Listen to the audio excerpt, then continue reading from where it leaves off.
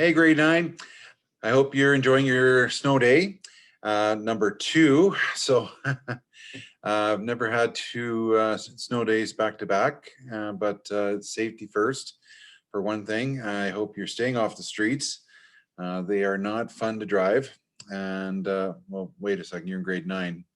So your family should not be driving out unless they really have to, but just take care of yourselves out there, and pace yourself with all the shoveling too. I hear snow is coming again tomorrow, so just be safe out there. Remember, tomorrow is Remembrance Day, so there's no school as well, and so we please take time at 11 o'clock to have a moment of silence and to remember our veterans, those who have served our country and who continue to serve our country. And I hope you've taken the time to watch the Centennial Remembrance Day ceremony, the virtual one, and the link is in the Google Classroom. And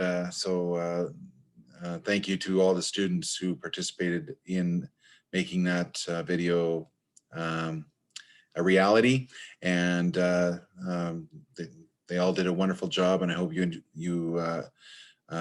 enjoy the video, and at the time reflect as well while you're watching it. So and if you have any Poppy donations that you were going to bring today, please bring it on Thursday, as we will collect on that day, and all donations will go to the Poppy Fund for the Royal Canadian Legion.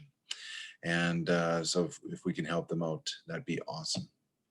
All right, so Romeo and Juliet, you were tasked with the job of reading the first 2 scenes of Act 3, and I hope you have done that. I'm going to hold off on the summaries to give people some time to read that act and create your own summaries. You should be learning to do that yourself. And then when we do take it up, you can fill in the blanks of any key plot points that you've missed in your summaries, but focus on key plot. And so your job today is to finish up the act. And so we should all have Act 3 read for Thursday, so that we can take that up for review and go from there. All right, so, but what I am going to do is draw your attention to your course outline booklet, page 15. Now, there is a lot of information here, and it's an easy guide to understanding Romeo and Juliet, especially the climax, because Act 3 is the climax. And so I did some work on the board last week of the these and the thous and things like that. So there is a glossary on page 16 and 17, and so you can take a look at that, so you understand whenever when they say thou, what do they mean, and especially the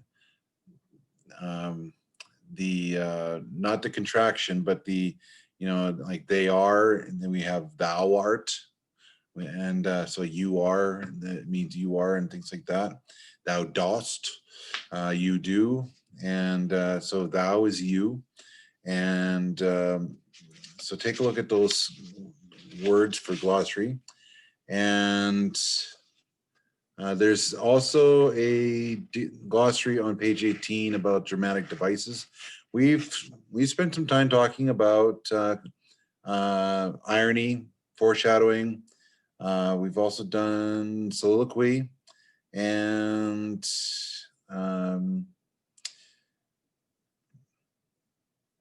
well, we haven't specifically talked about it, but we have alluded to it, the aside where the character kind of just is speaking to themselves while having a conversation with another person. The soliloquy is when they're all by themselves and we can kind of listen in on that conversation. So the rest of the section for Romeo and Juliet has a breakdown of the various different scenes, and so there is a synopsis there. If you are struggling with your summary notes, you probably could get some of the key plot points for Act 3 in this booklet here. And so remember that at the end of Act 2, Romeo and Juliet married.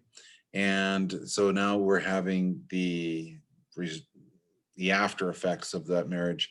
So keep in mind that nobody else knows, except for the friar and the nurse, nobody else knows that Romeo and Juliet are married. Okay, so when Romeo meets up with Mercutio, and then of course Tybalt shows up because he's already challenged Romeo to a duel for, well, in his mind, ruining his reputation for showing up at the party. He wants to fight Romeo. Romeo does not want to fight because he's not related to the guy, okay, through marriage.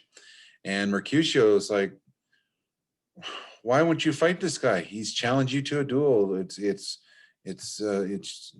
in order to maintain your honor, you have to fight. And so when Romeo declines, Mercutio steps in. And of course, Romeo does not want that to happen. And there's been enough fighting already. And of course, it doesn't lead to a good outcome. And of course, this is the downward spiral of the character of Romeo. And then after Juliet finds out what happens after these events, and of course, we have that downward spiral for her as well. So finish up Act 3, and then take a look at the course outline booklet, and especially on pages 22 and 23. That should help you with the Act 3 comprehension portion. And you don't have to worry about those questions. I'm not assigning those questions that are listed there, but you can use those as guiding points with your understanding of the text.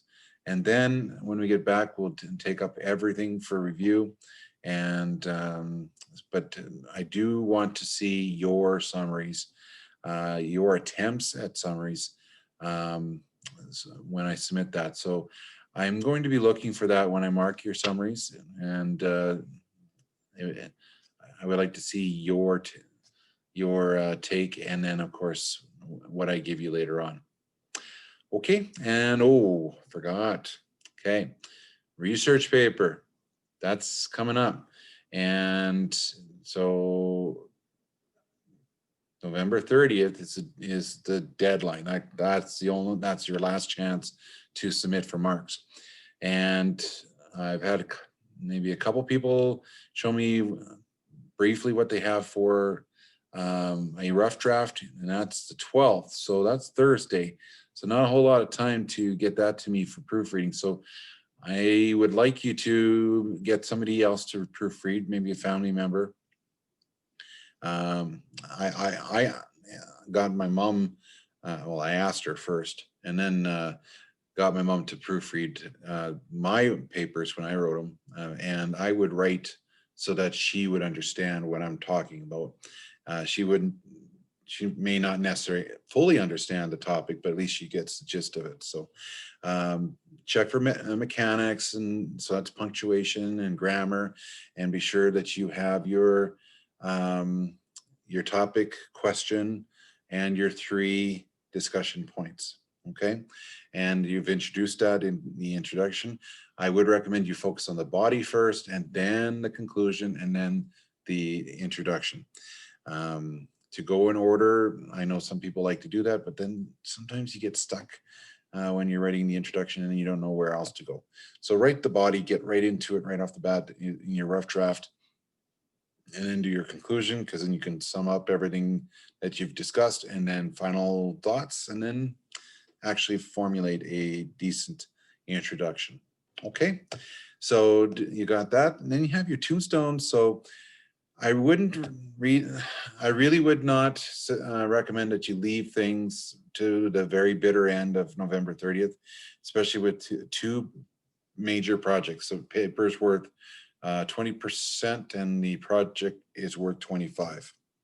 Okay, now that's 45% right there. And so it's important that you get this done as soon as possible. And with snow days, you've got lots of time, okay, in between shoveling as well. So if you get that off your plate, then that frees you up and you can focus on your second class that you're taking. And it's all about time management. So you know what's happening in your other class as well. So if you know you have to get, you have a big project in one, but you have a lot of smaller assignments in the other, it all comes down to managing your time, getting those big projects out of the way so you can spend time on those other components in the other class. Okay, so oh, and another thing, wow, too many things. Mrs. Scrivens has given me a link to Spark Notes. So I put that on Google Classroom for you to read. There's the English version and the Shakespearean version, especially for those of you that didn't take your texts home. So read that online and you can follow along that way. And then that should help with your summary, your own personal summaries that I'm asking you to do. Aside from that, I think that's about it. Okay, so if you have any questions, please email me and I will respond. You can respond in Google Classroom and I will get back to you as quick as I can. But everything's there. You have everything you need. That will set you up for Thursday. And just a reminder, there's no school tomorrow because of Remembrance Day. And please take the time at 11 o'clock for that moment of silence. And I do hope you watch the Centennial virtual Remembrance Day ceremony video that's on the link is in Google Classroom as well. Okay, so lots of stuff. You can do it. I know you can. And we'll see you Thursday. All right, take care, be safe.